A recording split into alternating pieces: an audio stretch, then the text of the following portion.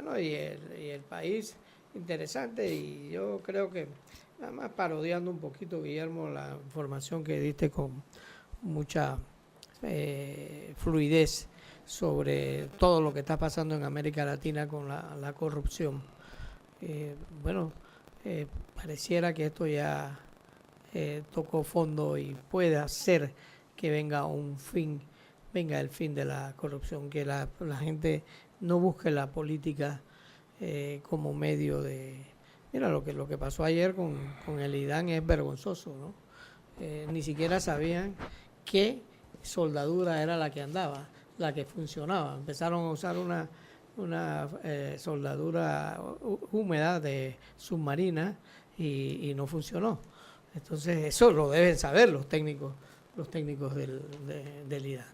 Bueno, entonces eso atrasó 15 horas. 15 horas 15 horas más. El suplicio que tiene la población. Entonces, mañana viene el director del IDAN, ya él mismo llamó que él quería participar y vamos a escuchar la versión que él tiene, que es información de primera mano, por supuesto, para comprender mucho más allá de las especulaciones en el sentido de qué es lo que se dio, porque lo que es irrebatible, lo que es un hecho real es que la gran parte de la ciudad estuvo sin agua producto de esta rotura de la creo que era de 30 pulgadas la tubería, ¿no? 30 pulgadas. Pero lo que ocurre aquí es que se había hablado en un momento de que iba a demorar 12 horas y se fue a 27 horas. Esto es 15 más, como dije, de lo que estaba programado. Y entonces que sí es bueno que se explique a qué se debió ese atraso. Pero saben que volviendo al tema de la corrupción, que hoy es noticia en todos los diarios, incluso en los Estados Unidos, lo que está pasando en Perú, lo que está pasando en Colombia, hay un senador al borde de la cárcel, ya tiene la llave para entrar. El caso de los expresidentes de Perú, incluido el presidente actual. En Panamá, aunque tarde, la Contraloría ha presentado una serie de documentación que deja claramente establecido el hecho de que fondos públicos fueron desviados por los diputados a juntas comunales en los sitios más inesperados de cualquier persona sensata. Porque lo que ocurre es que se mantuvo en la oscuridad cuál era el modus operandi del cual se aprovecharon los diputados entre el año 2009 y 2014 para el manejo y el manipuleo y el manoseo de fondos millonarios en el presupuesto general del Estado. Entonces, aquí lo que se percibe claramente por documentación aportada en cajas por parte del señor Contralor de la República es que juntas comunales y algunos municipios de los sitios más impensados manejaron millones de dólares. Y me explico. Imagínense ustedes, amigos, que juntas comunales, por ejemplo, como una que se llama Las Huacas o la Junta Comunal de Tortí. Pero Guillermo, déjeme terminar, señor Murga, por favor. Pero es importante nada más señalar que las juntas comunales nada más cogían el 10%. Si lo que debían era coger el 100%. Y hubiese sido más justo. Ok, vamos a ver, continúo. Estas juntas comunales recibieron millones de dólares, pero además esto lo gestionaban los diputados. Lo que es aquí, el hecho que se da es que fueron los propios diputados los que manejaban este tema, porque hay una que se llama El Cacao, hay otra que se llama Playa Leona, Bahía Honda. ¿Dónde se fueron esos millones de dólares? La pregunta es muy fácil, muy sencilla. ¿Por qué razón? Porque esos millones, que en Panamá ya se ha perdido la visión de lo que eso significa, lo que se ha comprobado era que era para usarlos en campañas proselitistas, en la búsqueda de la reelección. Y lo que se dice es que incluso se ha comprobado que no habían en un lado facturas, en la otra habían facturas que habían sido adulteradas. O sea, la información que respaldara el uso o el gasto de estos millones de dólares está en un limbo, está en una situación más oscura que clara, ¿no? Entonces, se habla de 247 millones de dólares que dar, eso es lo que marcan las auditorías. Son 186 auditorías las que se hicieron de juntas comunales y municipios. Bueno, son 186. Entonces, los millones, 247 millones, los diputados de la República los utilizaron en el quinquenio anterior. Son auditorías que reflejan, por ejemplo, que los diputados, los 34 diputados de Cambio Democrático manejaron 158.8 millones de dólares. Solamente entre los 34 diputados de Cambio Democrático. Por el Partido Revolucionario Democrático, 18 del PRD, le fueron endosados 34.7 millones de dólares. A 10 diputados del Partido Panameñista le permitieron la utilización de 17.1 millones de dólares. Los del Molirena, tengan una idea nada más, amigos, 7 diputados del Molirena usaron 36 millones de dólares. ¿Qué les parece esos montos? Y el del Partido Popular le facilitaron 492 mil dólares. Esto indudablemente que lo que ocurrió es que ahora hay obviamente defensores. Por ejemplo, el diputado Ávila ha dicho que los diputados no son agentes de manejo, que ellos solamente tramitaron diversos programas para la comunidad. Eso es lo que ha dicho, por ejemplo, el diputado del PRD, el señor Leandro Ávila. Bueno, que las partidas circulares eran legales. Lo que el manejo deficiente fue de la Contraloría de la República. Que la Contralora desafortunadamente falleció. Ese trabajo que ahora se presenta lo debió haber hecho la fallecida Contralora.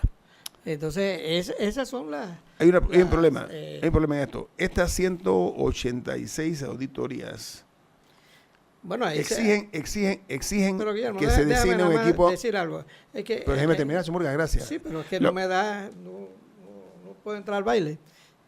Pero termina. Diga, señor Murgas. No, porque se ve que allí ya había problemas con el Partido Panameñista. Porque el Partido Panameñista era de gobierno y no recibió tantas. El PRD, que era uno de los partidos con más diputados, recibió menos. Quiere decir que estaba en oposición. El gran paquete se lo llevó Cambio Democrático. Esas son las cosas que las cifras, como decía el finado Mario Velázquez, las estadísticas hay que torturarlas para que hablen. Entonces, eso es lo que... Vamos a pensar mal. Yo voy a pensar mal. Molirena, que es un partidito minúsculo, se llevó más que los otros partidos que eran mucho más. Mira, amigos, es fácil. Primero, esto tiene ribetes de sospecha por las razones que voy a enumerar. Uno, si esa información está en la Contraloría, ¿por qué sacarla a esta hora y en este momento? Estoy hablando de lo que se está viviendo aquí desde el punto de vista político. Uno, las diferencias que tiene el Ejecutivo con los diputados, sin pretender salvar a los diputados, lo que estoy diciendo, simplemente el aspecto coyuntural. Segundo, el caso Odebrecht lo han tratado de tapar de todas las formas posibles y hasta las imposibles. ¿Ok?